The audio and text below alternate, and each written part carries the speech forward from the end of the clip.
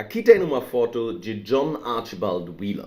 John Archibald Wheeler era um físico teórico bem famoso, trabalhou muito com buracos negros e coisas desse tipo. E as pessoas gostam de citar John Archibald Wheeler porque uma vez ele falou: "If you are not completely confused by quantum mechanics, you do not understand it." Para traduzir isso, se você não fica completamente confuso olhando para a mecânica quântica, você não entende ela. Essa frase é uma das muitas frases que as pessoas citam quando é sobre o fato que não é possível entender a mecânica quântica. E sobre isso a gente vai falar hoje, e com isso eu digo bem-vindo a Massagens Cerebrais.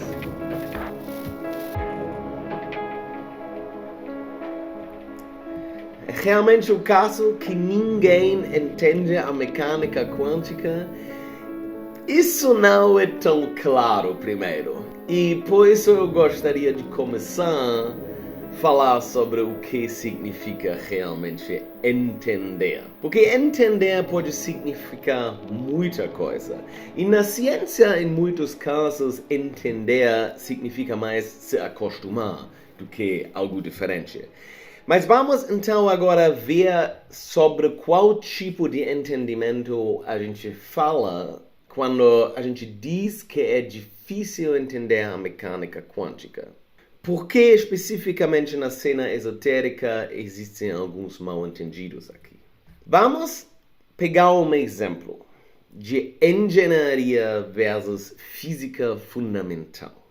Um engenheiro normalmente sabe bastante física. Ele trabalha com estática, com fricção, com conceitos da física numa maneira bem mais aplicada. Um bom exemplo é uma montanha-russa. Existem engenheiros que trabalham nisso. Eles desenham montanhas russas. E uma montanha-russa é baseado em usar a gravidade e a inércia de coisas. E óbvio que um engenheiro é capaz de fazer uma montanha russa bem legal e ninguém vai morrer, vai dar tudo certo e por isso existem lugares como Beto Carreira e outros no mundo onde a gente pode se divertir em montanhas russas. Mas isso significa que ele realmente entende a mecânica atrás disso? Eu acho que sim, dependendo do contexto. Isso significa que ele entende. Mas um físico que trabalha com física fundamental pode fazer uma pergunta agora para um engenheiro.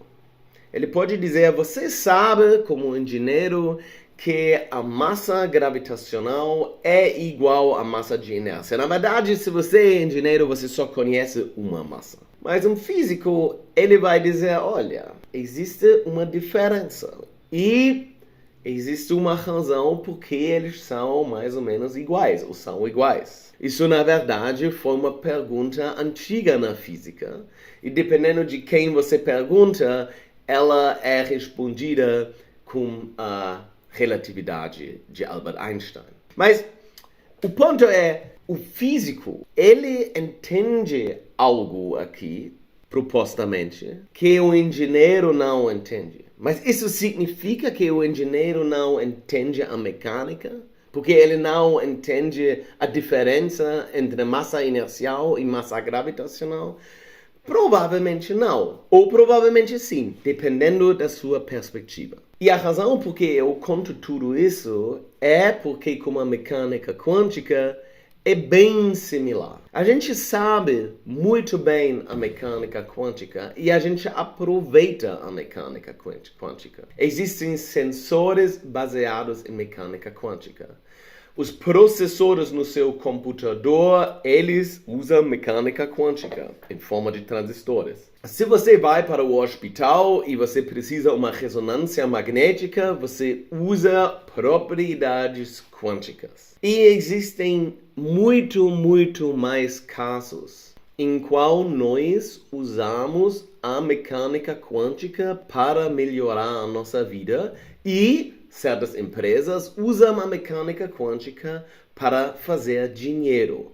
Então, se você consegue fazer bilhões e bilhões de reais, talvez isso é um argumento para dizer que você entendeu o que você está fazendo. Mas numa outra perspectiva, como os engenheiros não entendem a mecânica num nível fundamental, nós físicos não entendemos as leis da mecânica quântica numa maneira fundamental, e o que isso significa é que nós físicos não sabemos como a mecânica quântica constrói o nosso mundo macroscópico. Isso se chama o princípio de correspondência. Significa, a mecânica quântica, ela descreve certos processos microscópicos que a gente vai analisar agora, em um momento.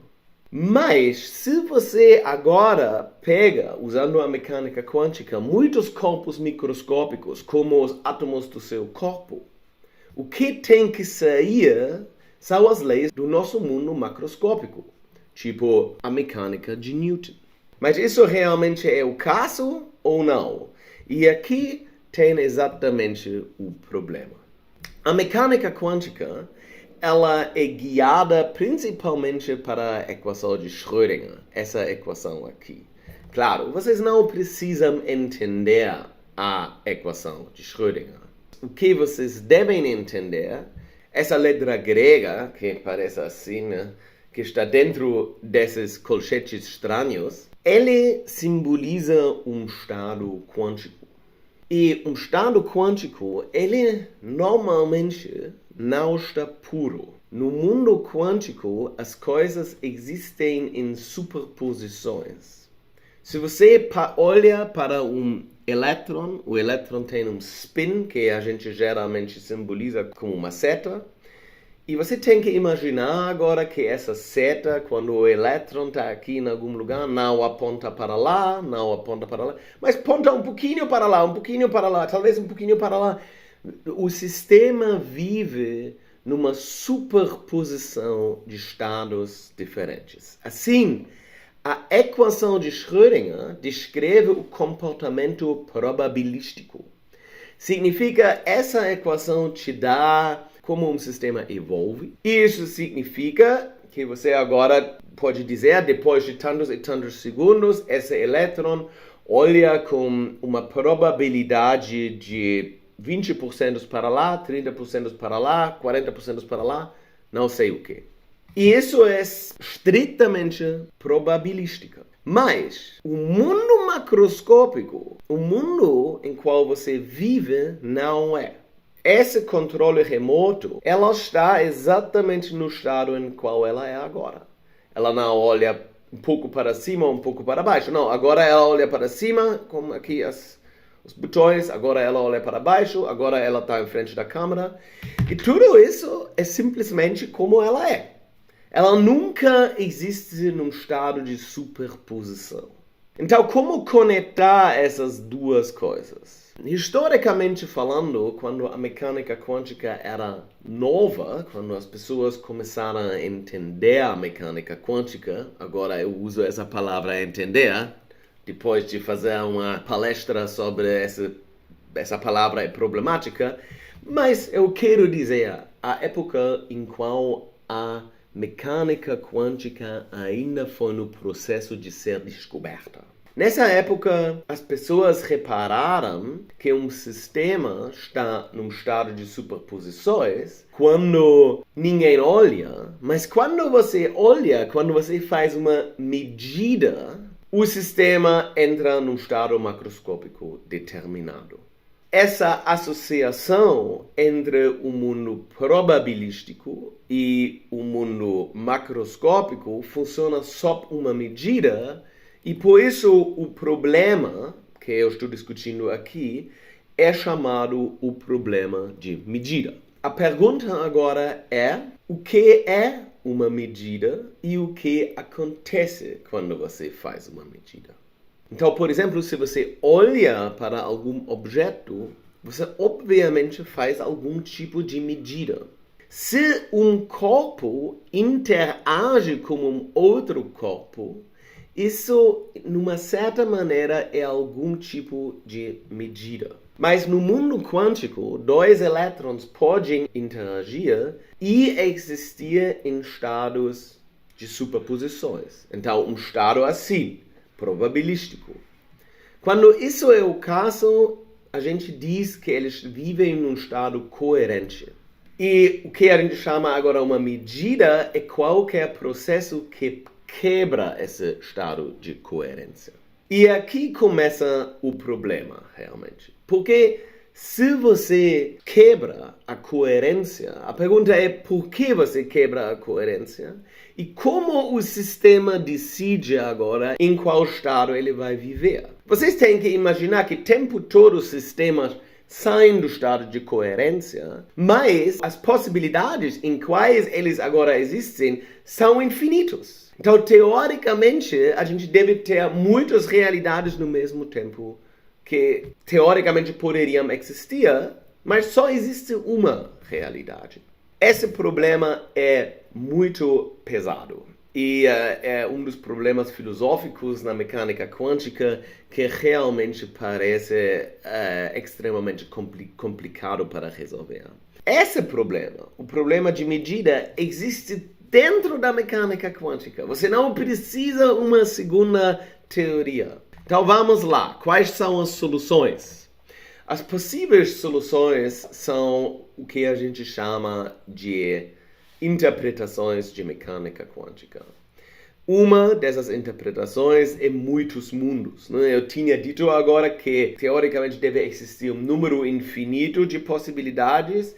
Então, pessoas que acreditam em muitos mundos, eles acham, segundo, físicos não acreditam, tá? Então, a palavra foi escolhida um pouquinho errado.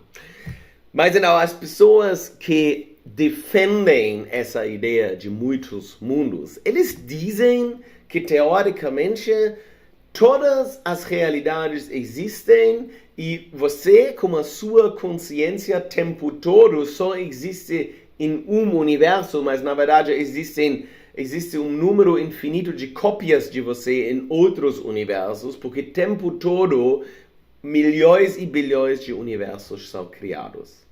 Se você acha isso louco, eu também acho isso louco.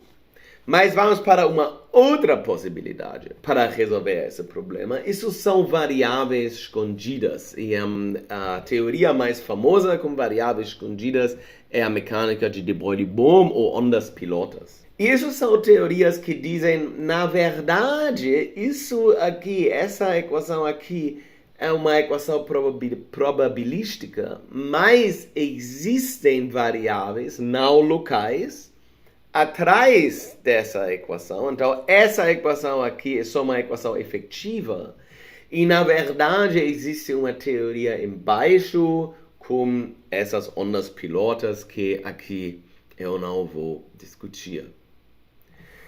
E, finalmente, provavelmente a interpretação da mecânica mais famosa cai nessa categoria, são teorias de colapso. Nessas teorias, os sistemas existem nesses estados e eles caem num estado puro, eles existem num estado de superposição e a função de onda colapsa e vai para um estado determinado no nosso mundo microscópico. E isso são teorias que tentam explicar o que realmente é esse colapso e o que é uma medida. Isso são as três ideias como a gente gosta de lidar com esse problema. Tá bom, então isso foi o episódio de hoje.